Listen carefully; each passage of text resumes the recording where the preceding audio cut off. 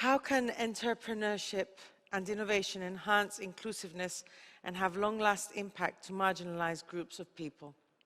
Entrepreneurs and innovators can bring real positive change through their actions in our society. Economic empowerment can be increased through entrepreneurship and innovation for women, minorities, youth, seniors, immigrants, and rural residents through a number of actions. During GrantXpert talk, we will hear about real practical examples of how this has been achieved. This is a thought-provoking and unique discussion, and let us welcome Andria Zafirakou, 2018 Global Prize winner, Best Teacher in the World, Artist in Residence, Dr. Alexandros Yeratziotis, Post-Doctoral Researcher at the Software Engineer Internet Technology Laboratory, University of Cyprus, Dr. Michalis Neoptolemu, Chief Executive Officer at Medica Group, Natalia Kucharchuk, Center and Project Manager, NGO Support Center, Christina Hileos, Head of Erasmus Unit, GrantXpert Consulting, and the moderator for this discussion is Dr. Celia Hadjichristodoulou, Founder and Managing Director of GrantXpert Consulting. Celia, the floor is yours.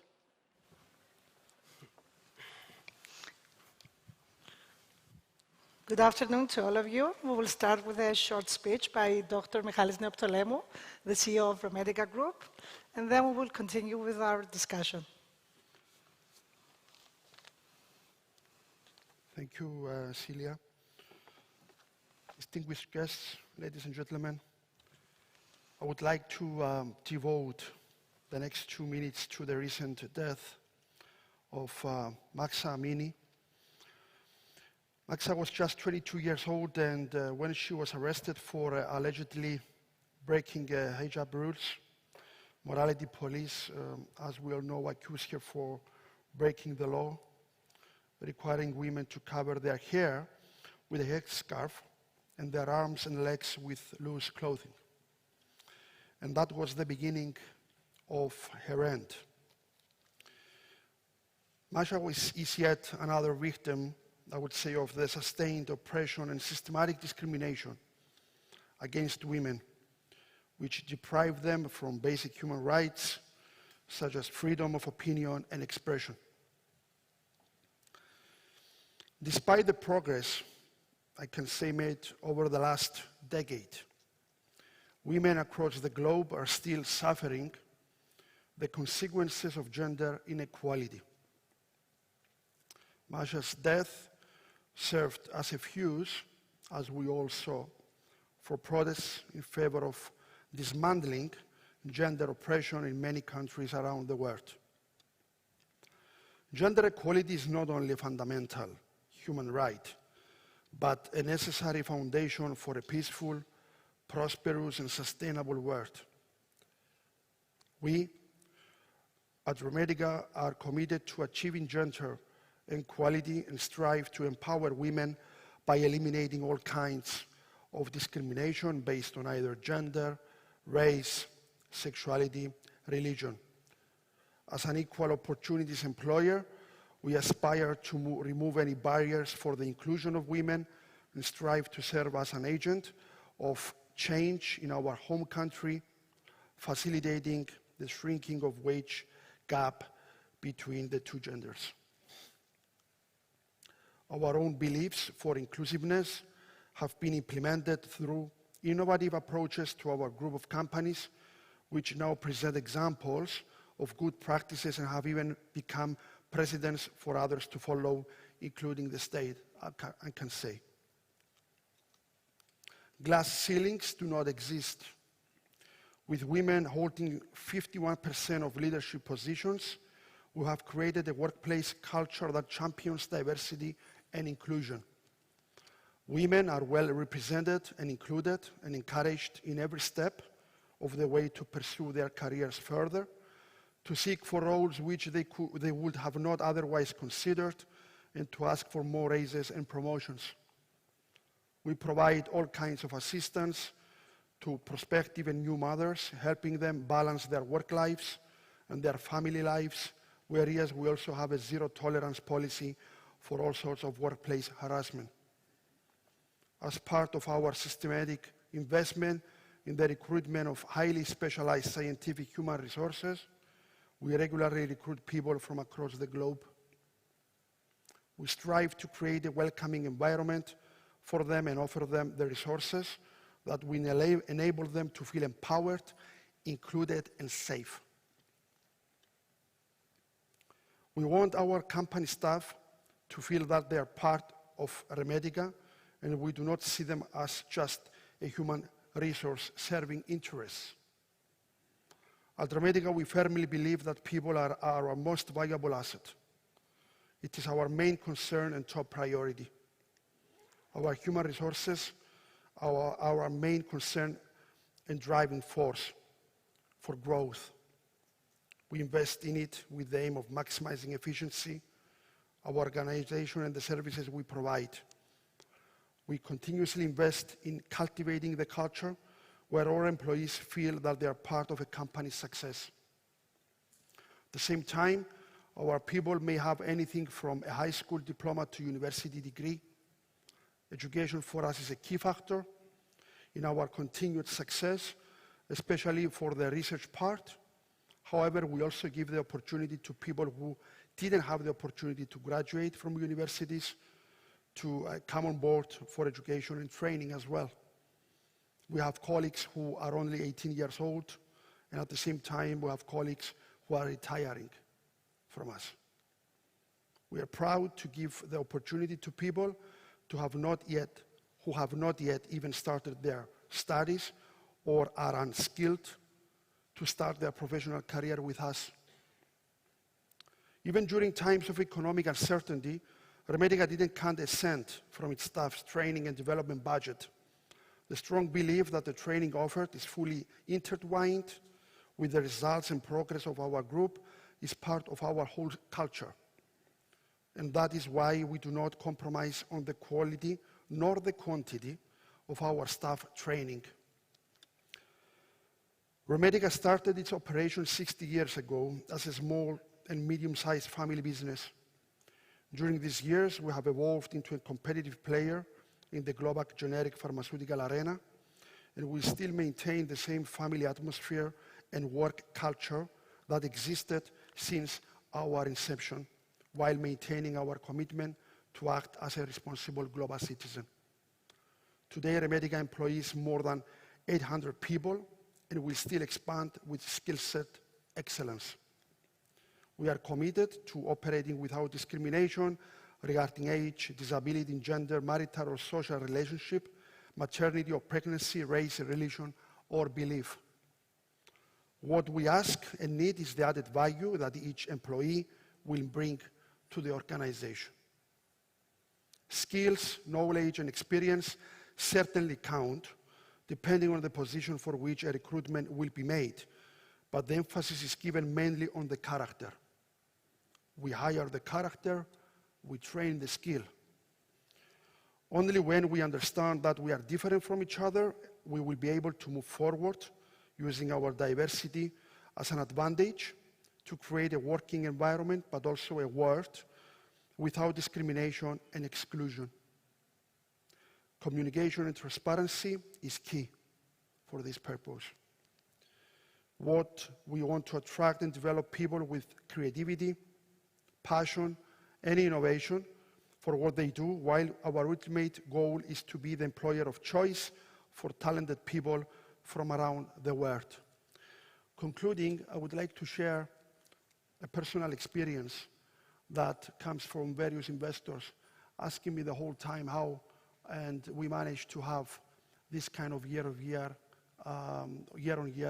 CAGRs throughout the last years. And the answer of mine is quite simplified to them. I just say that if you choose the right partners, there is no way but from success. And when we talk about partners, the whole globe offers a huge pool to choose from, regardless of religion, gender, etc. Thank you very much. Thank you, Dr. Neoptolemu. I would like to thank the organizers of the Cyprus Forum for the excellent organization of this year's event, and for giving us the floor to talk about a topic that is very close to our hearts. And this is the positive impact that entrepreneurs and innovators have on the individual, on the communities, and the society as a whole. And what is really evident many times is that entrepreneurs are viewed in a negative way. People think that entrepreneurs only care about their self-interest, their own economic prosperity, and that they're willing to use unethical and selfish ways to achieve their goals. This is far from the truth. And our aim today, through our discussion, is to show how entrepreneurs and innovators do contribute in inclusiveness and social cohesion through different activities and actions. It is with great pleasure that I welcome an exceptional panel of experts coming from the education, the consulting, the civic society, and the startup world, and each contributing in a different way in improving inclusiveness in our world. Our panelists will very briefly introduce themselves. Andria Zafirakou, I'll start with you. It is great to have you with us. Lovely to see you, Celia. Hello, everyone. Would you like to tell us a bit about your background, very shortly? Yes, absolutely. It's lovely to be back in Cyprus. My origins are, I'm Greek Cypriot, born in the UK. I'm a teacher, an art teacher, working in a state secondary school in one of the most deprived areas in London. And I'm also a founder of a charity called Artists in Residence. And you have received an amazing award that has made all of us very proud. You have received the award of the best teacher in the world in 2018.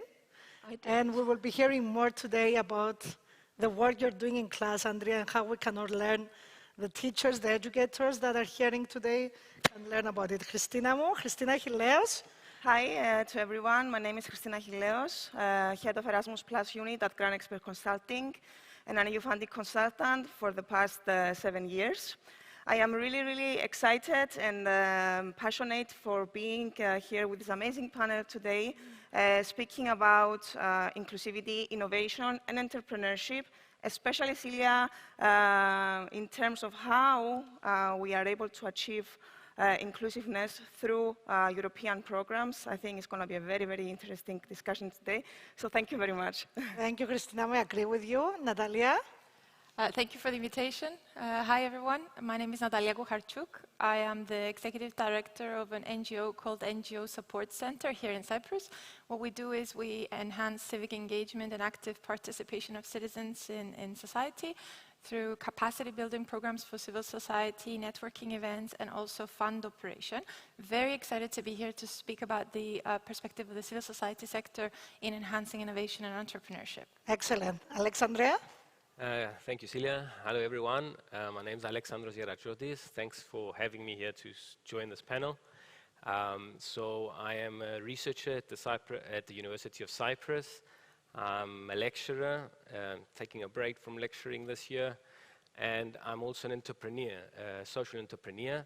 Along with my brother, we are the co-founders of ConnectDeaf. And it's in that capacity my discussion will follow from the social entrepreneurship side of things. Excellent. So I'll start with Andria.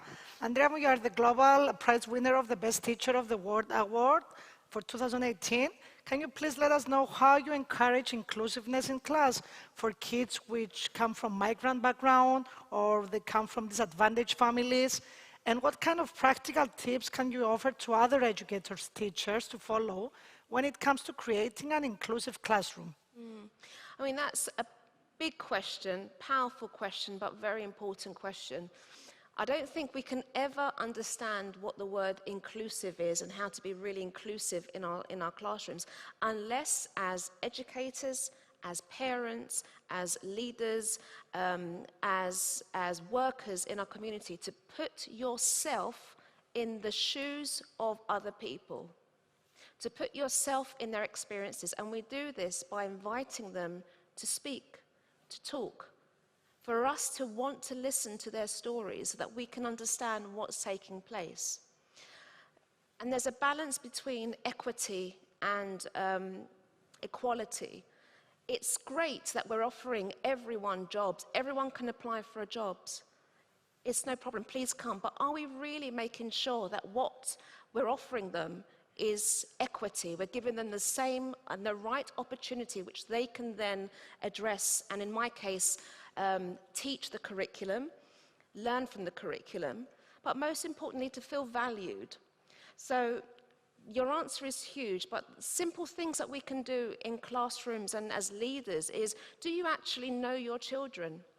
Do you know where they come from? Do you know their stories? Do they know what they're facing when they go home every day? Have you bothered to ask? As teachers, have we been prepared? Have we been given the professional development to be able to teach certain students who have come from traumatic backgrounds, who may come to us with different languages? And as teachers, you know, where do we sit? What is our conscious bias?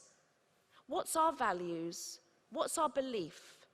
Are these values and our beliefs, are they helping these young learners learn and feel part of your community?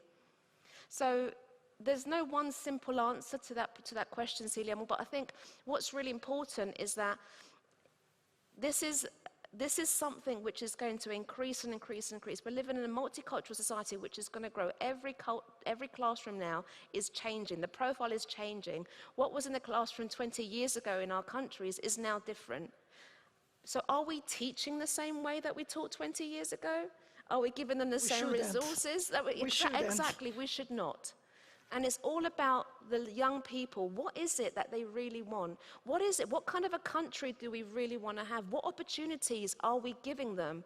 And if it's not coming from the teachers and the schools and the incredible work that's happening in the schools, and that we're not looking after our teachers, we're not educating them, we're not giving them the support they need, the time they need to skill up, then progress will not happen in our country. It will just stay stagnant, and what's happening now in many countries is that we're going to have the brain drain. Our young people are leaving because there's nothing here which they can attach to and believe it's theirs. Exactly, and we'll be talking about this, Andria, in a while. And I know that one thing you've been doing, based on what you just discussed on hearing the kids, a lot of the times these kids don't speak English because they come from other countries, they have moved to the UK, you know, in a very rapid way. This is dangerous. And I'm using the word dangerous because automatically, I know what it's like when you have 30 children in the class and you are trying to teach a curriculum, and then you have a group of students who you know can't access that curriculum. You've got to make sure that you give those young people the same amount of time. You've got to adapt, you've got to differentiate, and it's very, very hard. But what we mustn't do is judge them, prejudge them that they can't do anything. Just because they can't speak our language means they can't learn, that they won't learn. And one of the things which I absolutely love about teaching in my school, and it just gives me so much pride, is that when students come to us from other countries, and we have migrants from all over the world, just because they can't access the language, you see them after 4 years when they sit the GCSE, they make more progress, they do better than children who have been living in the UK all their life. And that gives me such a sense of pride because they're hungry to learn. They want to learn. And you use arts as well, right, Andria? That's the universal language. That's the universal language. You don't need to be able to understand or write to be able to access and show your skill. Exactly. So, Alex, I will move to you. You have created with your brother, as you said, Connect Deaf, which is a startup, an innovative company. Can you tell us a bit about your entrepreneurial journey, how this idea came out, which one is the main target group, Yes. how you're helping deaf people and their family friends to connect? Yes. So how did Connect Deaf start?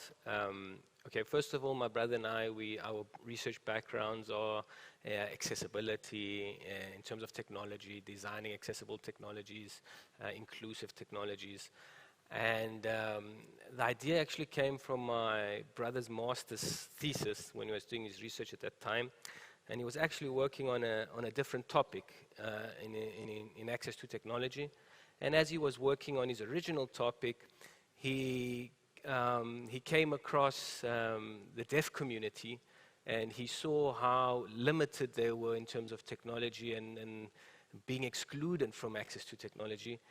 And he just started like drafting these pictures, because he's a designer as well, and creating these user interfaces of a mobile app and a keyboard and using sign language alphabets, basically the signs. And he started putting them all over the room, and we were discussing them and so forth. And then one day he went back to his supervisor and he just showed her the pictures, and she just stopped him right there from what he was doing, and he said, "We're moving to this project now." And he continued there. We got to a point where he had a prototype ready. We went to a school for the deaf. It was tested. It was positive. It was emotional, the feedback. People were asking when it's going to be ready. And from then on, after he had finished his studies, we then continued ourselves to develop the first application. And from then, we've gone to different stages of development, yeah. And I know you have a lot of users, right, Alex? Yeah, well, the initial application, when it was a free Android app initially, and just to let people know, because there are some misconceptions, and we usually get these questions, and people can't really ask today, so I'll just say it.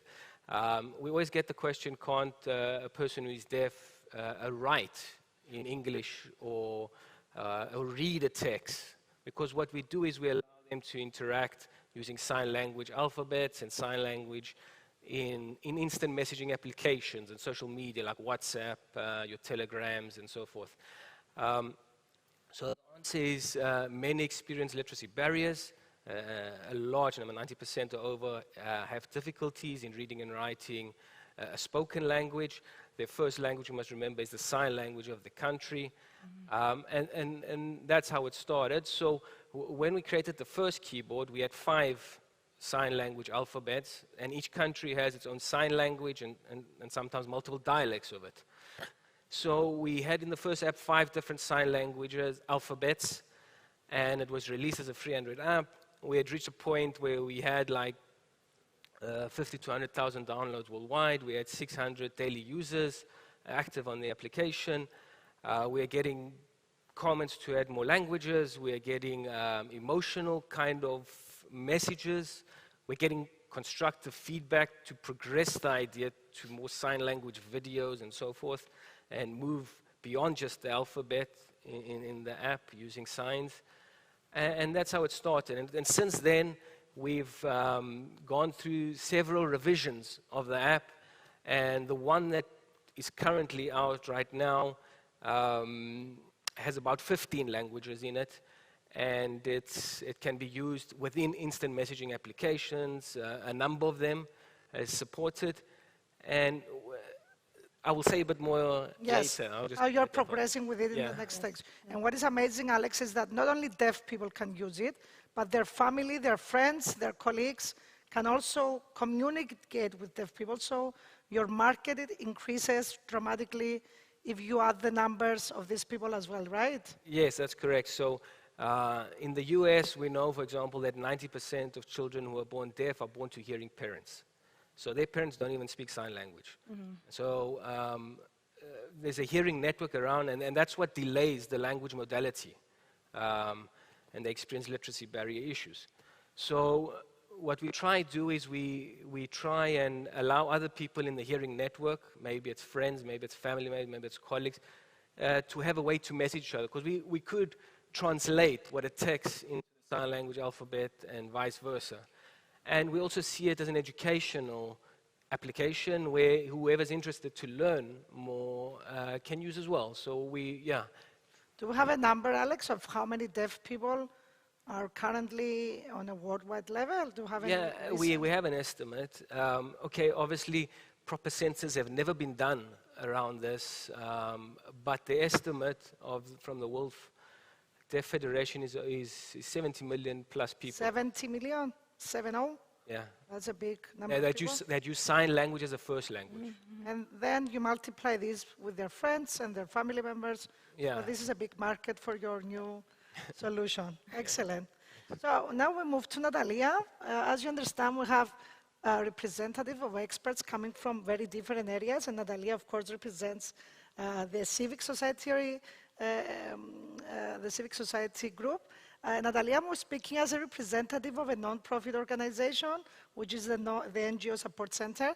How would you consider the role of civic engagement in nurturing innovation and entrepreneurship in Cyprus? And are there any mechanisms available at grassroots level in Cyprus to support innovation in an inclusive and participatory way?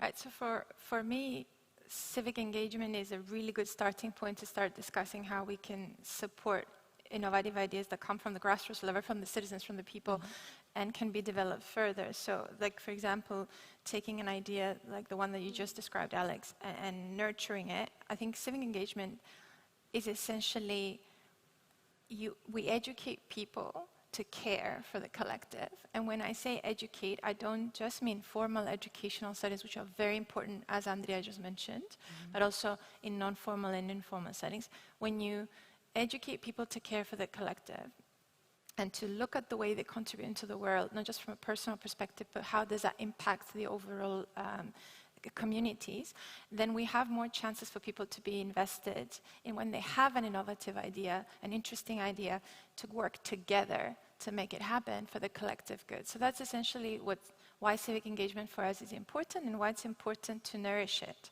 at the non-formal sector where we are located at the moment. And I'll just give you an example. There's a mechanism that the European Union launched about 10 years ago, actually 10 years ago. They're celebrating their 10-year anniversary this year. It's called the European Citizens Initiative. And essentially what the European Union said is, well, people have an innovative idea on how to change things at a policy level in the European Union. They can now submit their ideas into this mechanism, and we can listen once enough signatures or enough people are coming together to put their name there and say, yes, we support this. And of course, the European Commission has certain power over only certain policy areas, so that's a very limited process. But it's an example of how, for example, a citizen of the European Union can have an idea about the environment, transportation, or other areas where the European Commission has power to propose legislative changes, puts down that idea in the mechanism, and can collect signatures from across all the European Union states. And once 1 million signatures are collected, then that is a proposal that goes into the European Commission, and they are obliged to reply and see how they can maybe tackle that change. So this is just an idea of how one simple tool that's available to the people can support one person's idea, but you need the collective. It cannot be implemented without the collective contribution of people. And so that's civic engagement. That's when people come together across borders to make it happen. And this is an example. There's only one mechanism. I think we have a long way to go to still keep building tools that will promote civic engagement and will promote one person's idea, putting down the table, and then other people coming together and saying, you know, I can offer my skills and my support because I believe in what you're trying to do. In fact, the European Citizens Initiative, there's a stall here at the forum right just outside. So if you want to know more about it, you can go outside and there's a representative there. And just like this initiative, we want to see more at the grassroots level. We want to see more tools available for one citizen to be able to reach out and grab and also engage with other citizens. I think there's something to be said here about the personal idea and then connecting it to the local, the national, the regional, and then the global. Yes. And what we're talking about when we say civic engagement is when there is an idea, like what Alex was saying, there was an idea that came out of a master's thesis, that when we're going to be reaching the global impact, we need people to see their ideas as tools that would change the world. Essentially, it's a global citizenship perspective. We want people to be citizens that look at themselves as part of a larger community. So that's what we want to nurture.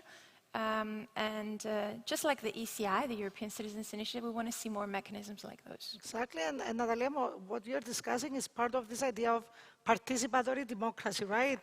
How we can encourage people at the grassroots level to support initiatives, new directives, and once you get a lot of signatures, then this can be viewed as a suggestion to the European Parliament, exactly. The European Commission. Yeah, so this is a tool, and it is a participatory democracy tool, but the essential element is that people feel that they have agency and that they're interested and civically engaged. Yes. That is this, because no tool will work unless people feel. Exactly, that and that's they're the heard. most difficult thing of achieving, right? Of making people engage in things that are out there and relate to them and to their families and to their friends. We all want to be heard. Exactly. We all want to be heard and valued. We all want to say, yeah, I have an idea, and then we're not dismissed over that idea. And that goes to the personal, the local, the collective, and then the global. And we want people to know that their ideas can be heard. They can be heard and taken into consideration when there's enough collective support. Exactly, exactly. Christina, Yes. we have been working in the European programs area for many years. Let's explain to people how do European programs can actually promote inclusiveness through innovation and entrepreneurship actions. Let's give them some practical examples. Yes, that's a really great question, so thanks, Celia. And it really relates, again, to our speakers, and especially with Alex's idea, what I'm going to say. So at the core of the design of the European programs, these instruments that actually help people, individuals, create innovative ideas and invest for the social welfare and well-being. So at its core, inclusivity is, let's say, a must. So in the design of these programs, the applicants need to prove, actually, how they are tackling inclusiveness. So the majority of the programs, especially those targeted to innovators and entrepreneurs, are giving, let's say, indicators and requirements on how to embrace inclusive entrepreneurship in their programs. And I think it's very important to share with everyone that EU funds are a medium, an instrument, a strong foundation for new business creation. And in terms of innovation, this is where innovation comes in.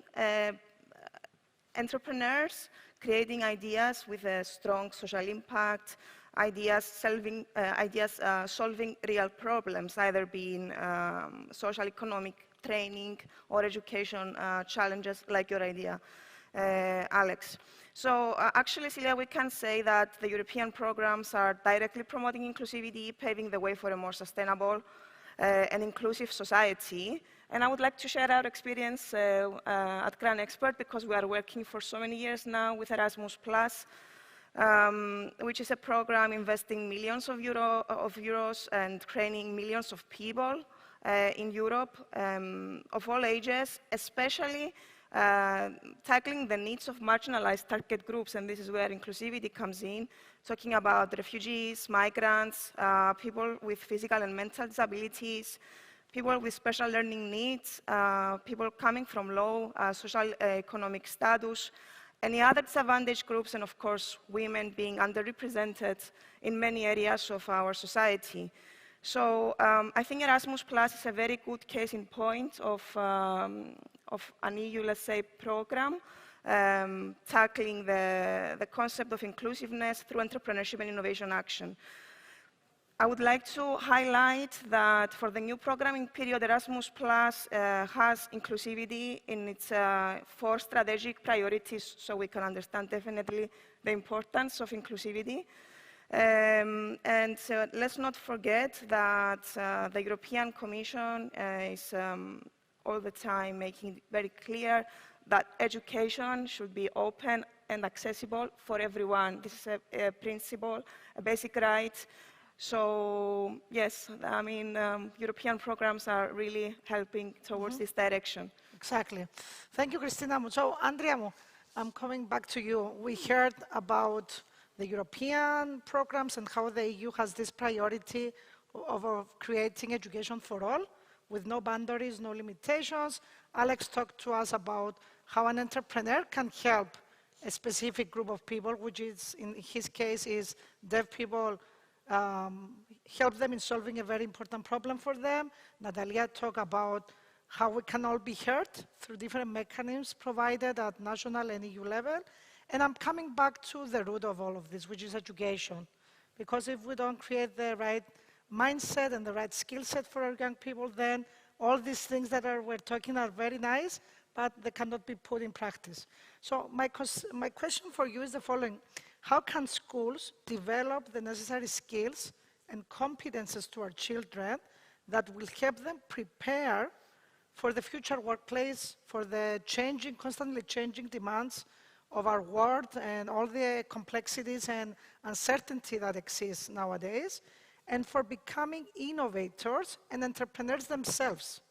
So for them to create new stuff, for them to see what are the needs of the society, what are the problems we're facing in my community, in my neighborhood, in my city, and how I can help bridge those gaps or find a solution like Alex was saying, or like Christina and Natalia were mentioning from a different perspective. Can we develop this skill set? See, I love the way you give me the most easiest questions. The easiest ones, for sure, which you can talk for days. I can, and the answer is, of course, we can always do better. We can always, and you know, we've just come out of the pandemic, and now is the most special time to not fill the gaps, but see where do we need to make sure that we move our young people forward. So I mentioned before, if we do things, if we're going back to doing the same things that we did 20 years ago, that's not going to work with our young people. Our young people are different. They're not influenced by who lives in the house. They're influenced by what they see on social media, who they see on social media, and what's in the bigger, wide world. But the question is, it's not what teachers can do, it's what the leaders, the government, are telling us to do. Because we can't say we want to teach this. There's a curriculum that's dictated to us. We don't have as much autonomy as you would think we have. Of course. So the question is that how much does the government, how much do they want to support the future of young people in this country? And there is passion, there is agency. I've never met a young person who doesn't have an opinion on wanting to improve the world for their generation, for their families. I've never met one who doesn't have an opinion. And we have got the role models here. We've got the role models from Alex and what he's doing, but also from the speakers. I mean, I'm going to point to Asma, my new best friend in the audience, but, you know, a role model of a woman who was a lawyer, who has now followed her passion and her dream and has become one of the world's best chefs in the world. That happens with resilience. That happens when you've got a belief in yourself, when you've got a team of people believe in you. Could that be your family, your teachers, whatever? But that is a mindset shift in the community. Now, unless we don't have this support that we're giving to young people and creating the space, the opportunity, the environment for this to happen, it's going to be hard. We're not going to have the innovators. We're not going to have the inventors. We're not going to have the climate for change. And it seems to me like we have the resources here already, but how are they connecting to the teachers? How are they connecting to the young people? Is there a gap? Is there a bridge directly to them? That's what I'd be interested in finding out. And There if is a it's gap, not isn't there, it? well, There is a gap. Is there a gap? Right, so how do we fix it? How do we bridge the How gap? do we bridge the gap? Yeah. Excellent, excellent, Andrea. Well, thank you. You managed to give us Something. answer a lot. A very different question. But I love the way that you say to all of us more at the end of it. So those of you who don't know, more means mine, and it's a very endearing word. So thank you for saying that. I love it. Thank you, Celia. Thank you, Andrea. So, Alex, I'm moving back to you to hear about your future plans for Connect Deaf. How do you intend to encourage more inclusiveness for deaf people and their family friends through new technological solutions that your company, Connect Deaf, will be developing? Yeah. Okay, so I should say that we do several things at Connect Deaf. So one of the things we do is the mobile applications, which I talked a little bit about earlier. Another thing we do is we try to participate in research and innovation projects, again, focused in our area of technology and inclusion. And we also have an e-store where we create our own designed apparel that kind of spread the message of the importance of sign language, that people need access to sign language. So we try different avenues with different ways to get our message across. So creating sign language logos for companies when it's Deaf Awareness Week or something like that. But if I focus on the mobile apps and in the contents of a research project that we are working on at this point, By the end of the year, we expect to have a new version of the mobile app, and that would, we will be adding 4 new languages from 4 new countries. So we'll have close to 20 sign language alphabets supported, and we're moving a step further where we will be testing actually not just typing or using signs to use a sign language alphabet to write a word and then create it as a picture or as a GIF and post it to your chat, but to also have sign language videos where over 1,000 common daily words and phrases we have in American Sign Language. So the test is in American Sign Language that we'll be testing this in the States. And so they will be able to have a video, and the user will be able to change the face of the sign, for example, being a fun, interactive social media, and an educational app as well. So we're using different techniques in testing how we swap, let's say, the face of the sign with either the user's face or even celebrity faces or special people in the deaf community faces. So that should be out soon by the end of the year. Our goal is to get it out there as quick as possible. Our goal is to see how it's received. Obviously, we follow a co-creation approach, so we have users involved. In the States, we're working with the Deaf Consultancy Agency, and locally in Cyprus, where we visit the School of the Deaf, and we show them how our prototypes, we discuss, we improve. So we will see how it's received, and then hopefully it's good, and then we can start creating for other countries as well, because there's so many languages out there in each country and multiple dialects in some case. And in the meantime, we have many ideas. Our priority, or shall I say our goal is that, or what we feel, is that everybody should have the right to experience technology in their own language. So, I mean, I always use the example to people, imagine I forced you to have to only use the internet in English when you didn't speak English, or you couldn't use Greek, or what. So, that's what we see. People should have the right to use sign language as their first language to access technology. And all the changes you're making, Alex, and the improvements come from the deaf people themselves. So you're hearing their suggestions and what they need and how you can improve the solution.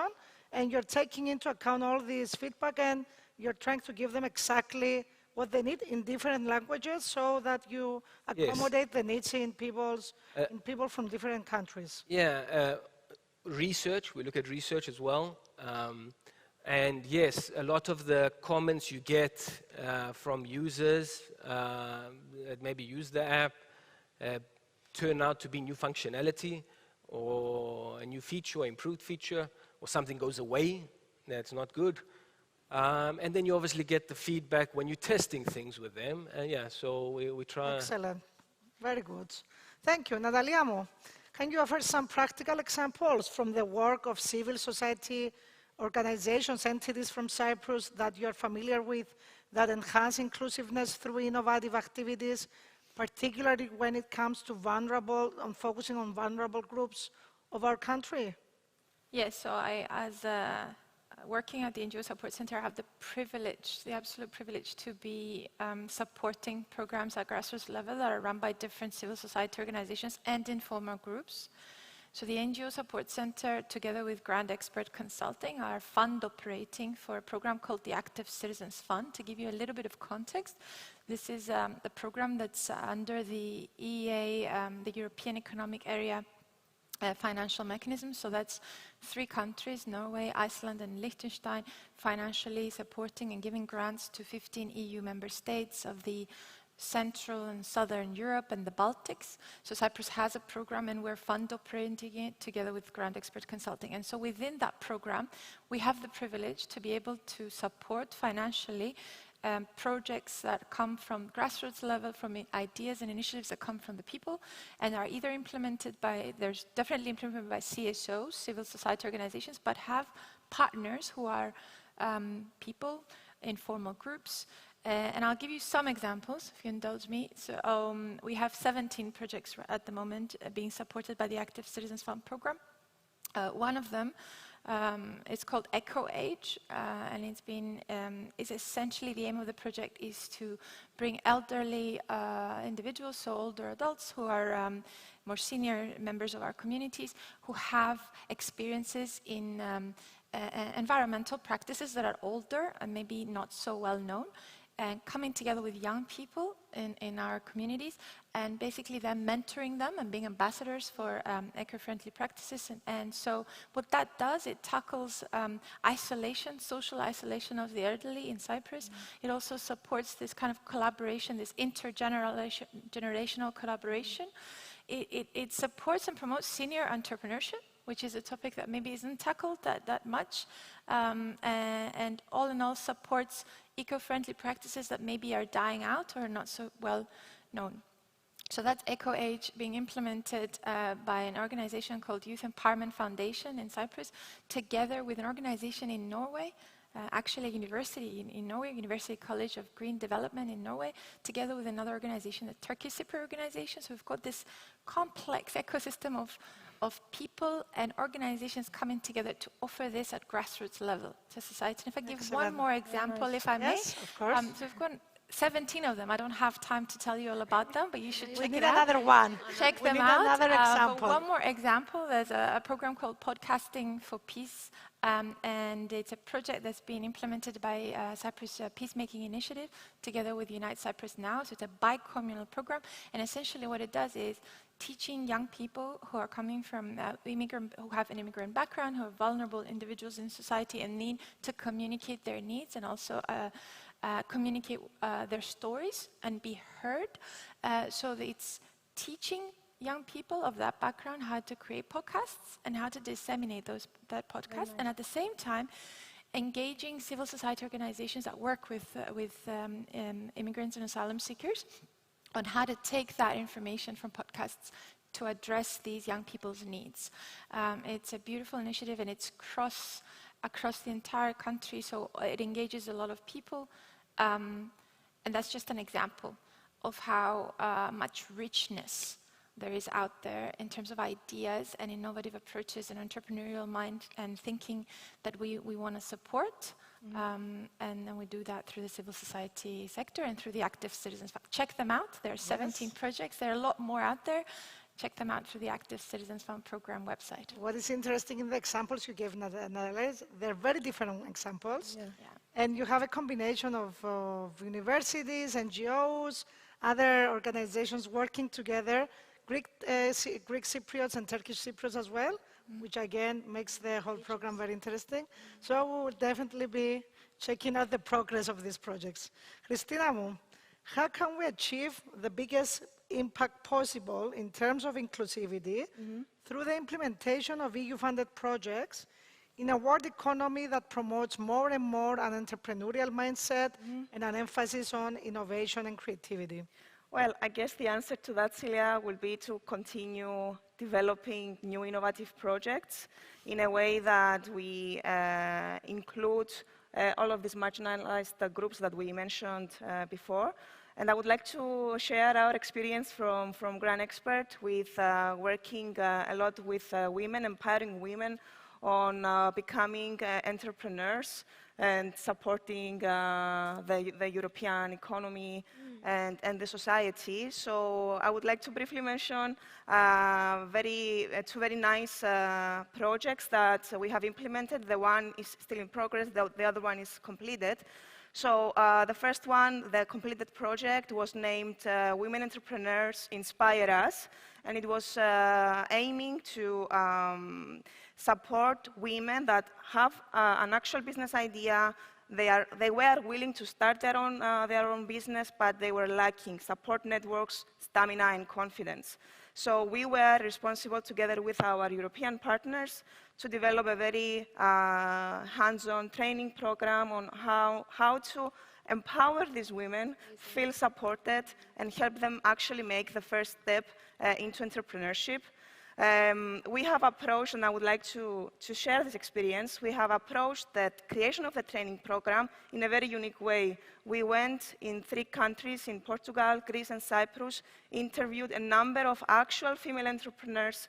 We gained their insights, so we have created a very practical training program which was not based on usual theory, but on real key lessons. We also delivered very nice case studies videos based on their experiences, so the women who participated in the program, they could actually feel inspired. This was the project, Women Entrepreneur Inspire Us. So I'm very happy because we have helped approximately 60 women in 6 European countries to actually make the first step, and their business models, a lot of their business models were based on social innovation, which is really, really encouraging.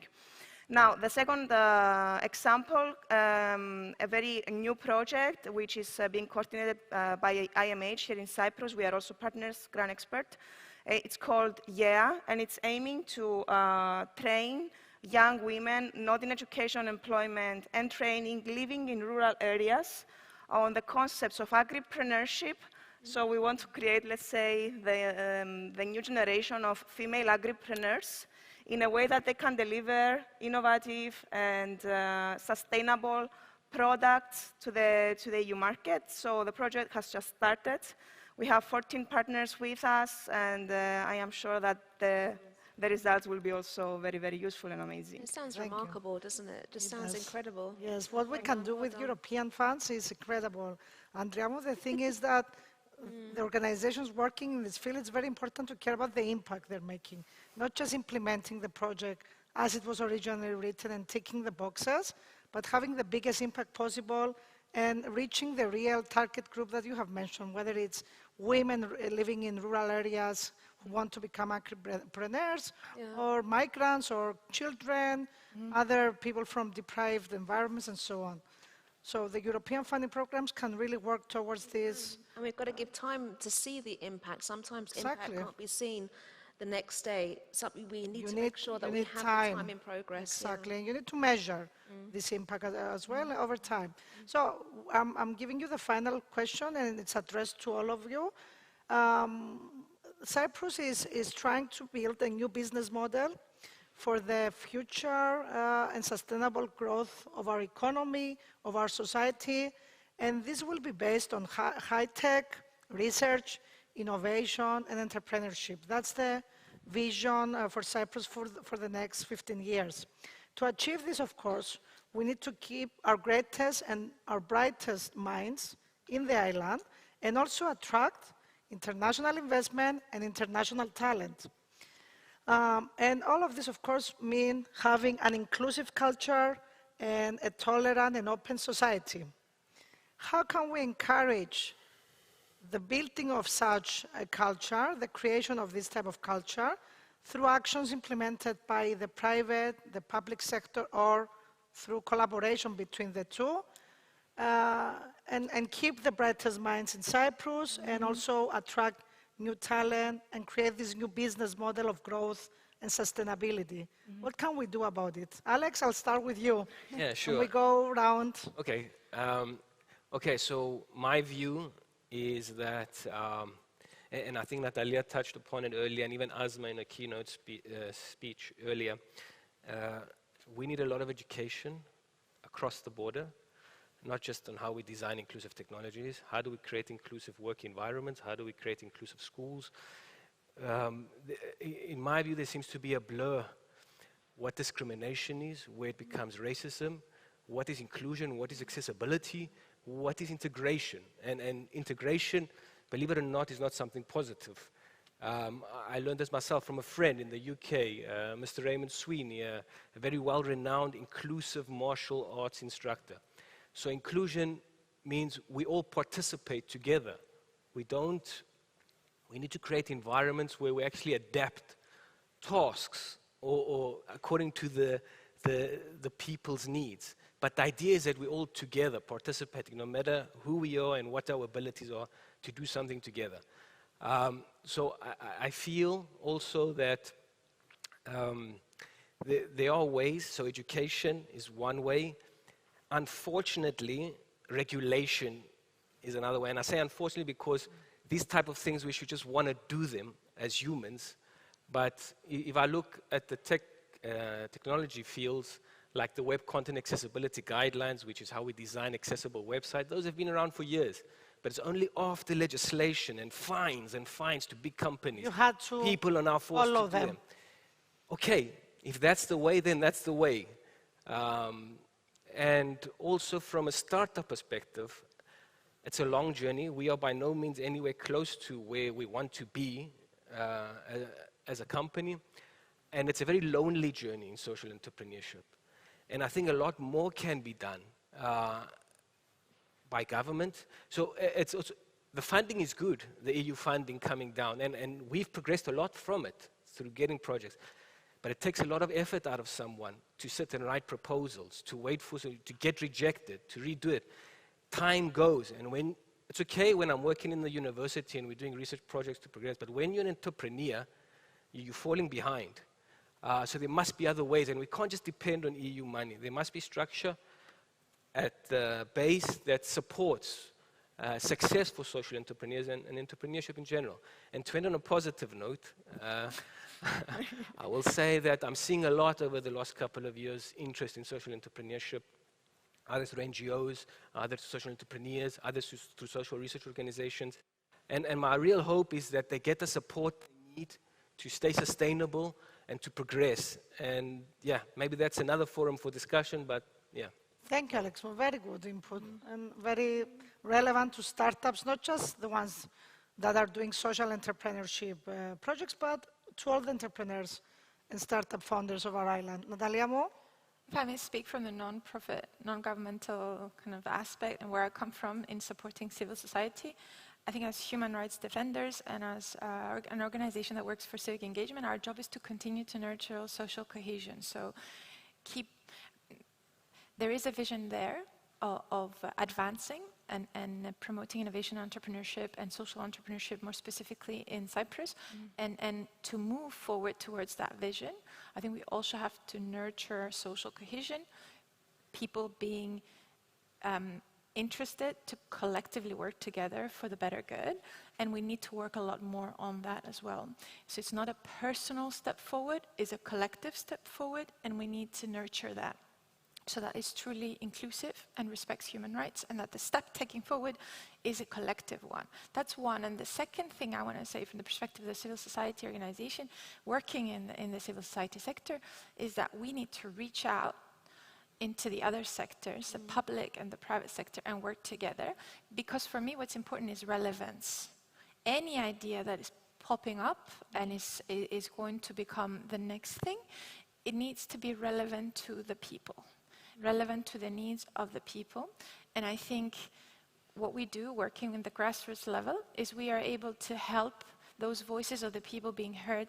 And so when there's legislation being passed at public level or in the private sector, there's innovation and ideas and digital progress, that all that is relevant to the people and that they're not just happening and are disconnected to the public. Yep. So I think the civil society sector can really play an important role there in the relevance aspect as well. Thank you. Thank you, Natalia. It's good to see a very different perspective from the civic society aspect. Christina, if we can have with Christina and Andria another maybe 1.5 minutes from each one of you. For sure.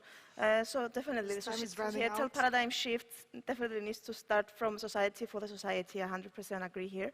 I think, especially Celia, when trying to attract international talent here in Cyprus, one good way is to digitalize everything so a better access is achieved for people coming and wanting to live and work here in Cyprus.